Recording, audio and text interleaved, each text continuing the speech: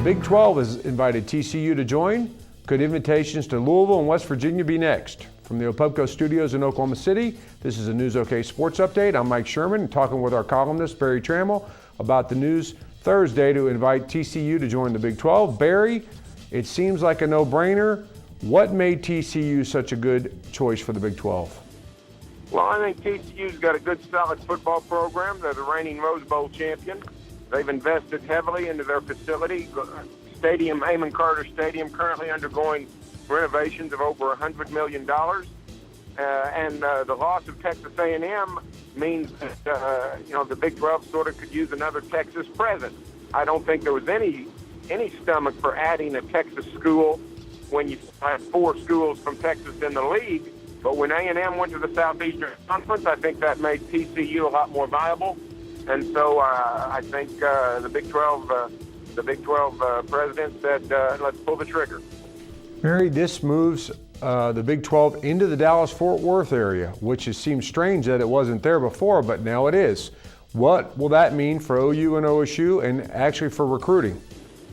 Oh, well, you know what? I don't know that I don't think it's going to change much in the way of recruiting.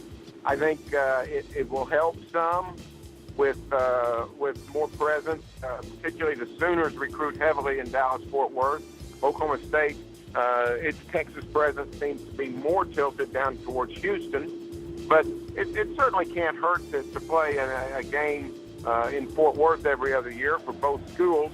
I do think it will help TCU's recruiting. So that could be a wash. TCU will certainly be more viable, more attractive to Metroplex recruits because they would be in the Big 12. Now the Big 12 waits for Missouri. What are the Tigers going to do? Well, I assume they're going to go. The tidal wave of sentiment has cascaded so much toward the SEC that I think it would be a very difficult political process for Missouri to now say, we will stay in the Big 12. They might do it. They might decide, especially with Texas making concessions concerning the Longhorn Network. But it looks to me like it would be a very difficult decision right now for Missouri to not go to the SEC. Finally, Barry, you've written a lot about expansion possibilities for the Big 12 Conference. You've talked about possibilities out west and possibilities east. Where would the Big 12 go from here if it decides to expand to 12 teams?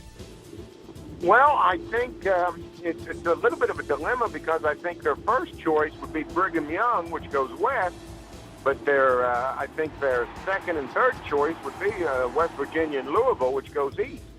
So I'm not sure. It's possible, of course, if Missouri leaves, it's possible they go get all 3 of those and just make it a transcontinental conference and go from Provo, Utah to Morgantown, West Virginia. So I think if Missouri stays, I think more likely they might look at a West Virginia and Louisville and not a Brigham Young. But if Missouri goes, I think they have to take a shot at Brigham Young because the Cougars play good football, have a huge fan base, good TV appeal.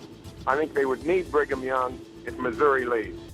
Thanks, Barry. That's all for this News OK Sports Update, but you can stay with the best coverage team every day at News OK and every morning in the Oklahoman.